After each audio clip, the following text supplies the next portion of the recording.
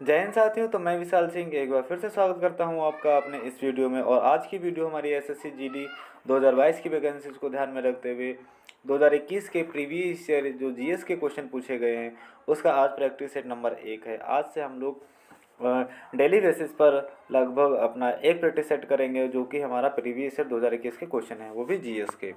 तो देर ना करते हुए अपने क्वेश्चनों की ओर बढ़ते हैं। हमारा पहला क्वेश्चन है यहाँ पर कुछ इस प्रकार से। यहाँ पर दिया गया पहला प्रश्न, बॉम्बे में पहले जो सूती कपड़ा मिल की स्थापना किस वर्ष की गई? कब की गई थी? 1854 में की गई थी।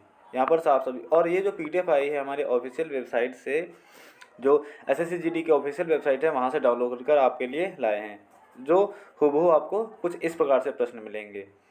सेकंड क्वेश्चन है हमारा, अबोरा पहाड़ियाँ कहाँ स्थित हैं? तो ये हमारा है अरुणाचल प्रदेश में। ये हमारा सेकंड क्वेश्चन था। और यहाँ देख लिए क्वेश्चन आईडी संख्या दी गई है और आंसर और चूज एनी ऑप्शन, ठीक है, यहाँ पर बताया गया है। अब यहाँ पर तीसरा प्रश्न है हमारा, गणेश चतुर्थी का धार्मिक त्यौहार विशेष रूप से निम्नलिखित में से किस राज्य में माना जाता है? तो गणेश चतुर्थी महाराष्ट्र में मनाया जाता है विशेष रूप से, ये तो पता है भाई हम लोगों को। भारत की जनगणना 2011 की जनगणना के अनुसार देश में सर्वाधिक कस्बे कितने थे? तो कस्बे थे हमारे 4041 थे। और यहाँ पर है तलाजा गुफाएं किस राज्य में स्थित हैं? तो ये गुजरात में हमारे स्थित हैं। क्वेश्चन नंबर 6, 11 जुलाई को प्रत्येक वर्ष के रूप में मनाया जाता है? तो विश्व जनसंख्या दिवस यानी 11 जुलाई को मनाया जाता है।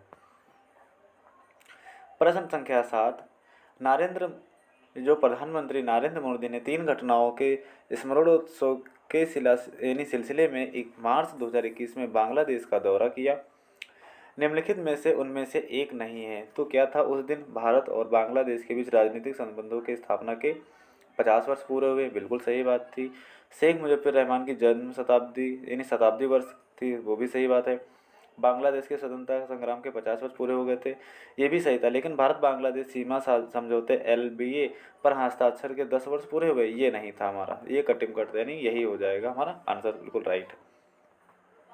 क्वेश्चन नंबर 8, संविधान जो 52वां संविधान संशोधन 1985 द्वारा जोड़ी गई भारतीय संविधान के दल विरोधी कानून, जो दल विरोधी कानून था वो 10वीं अनुसूची से संबंधित बता रहा है ना, तो हमारी 10वीं अनुसूची से संबंधित था। क्वेश्चन नंबर 9, निम्नलिखित में से कौन सा वनों की कटाई का परिणाम नहीं है? अगर वनों की कटाई का परिणाम क्या है? क्योंकि अगर वनों की कटाई होगी तो यानी प्राकृतिक में संतुलन बिगड़ जाएगा। बिल्कुल सही बात है। वायु प्रदूषण के स्तर में वृद्धि करेंगे तब भी संतुलन बिगड़ जाएगा हमारा। भूजल के स्तर में कमी होगी तब भी ये दर्शाता है कि हमारा वनों में जो है ना संतुलन नहीं है। अगर वायुमंडल में ऑक्सीजन की वृद्धि हो जाएगी, इससे हमें नहीं पता चलेगा कि जो है ना वनों की कटाई हुई है, इसे तो लगेगा वनों में वृद्धि हुई है।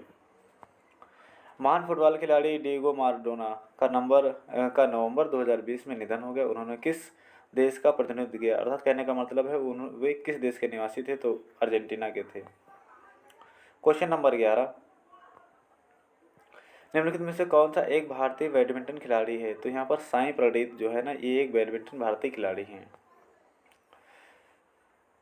शरीयतुल्लाह खां अंग्रेजी के खिलाफ डैश का हिस्सा थे? तो फराजी आंदोलन का हिस्सा थे ये हमारे। अगला प्रश्न की ओर चलते हैं। क्वेश्चन नंबर 13, अक्टूबर 2020 में विश्व बैंक में वित्त वर्ष 2020-21 में भारत के सकल घरेलू उत्पाद जीडीपी में कितने प्रतिशत संकुचन वृद्धि की उम्मीद दर्शाई थी? तो 9.6% की वृद्धि दर दर्शाई थी। क्वेश्चन नंबर 14, सितंबर 2021 तक प्राप्त जानकारी के अनुसार भारत में 1960 में पैरालंपिक खेलों की शुरुआत के बाद अब तक इसमें पदक जीते हैं? तो 9 स्वर्ण पदक जीते हैं, 12 रजत और 10 कांस्य पदक जीते हैं भारत ने अब तक। यानी 2021 तक ये डाटा है हमारा, 2020 तक, क्योंकि 21 में एग्जाम हुए थे ना अपने। Question number 15,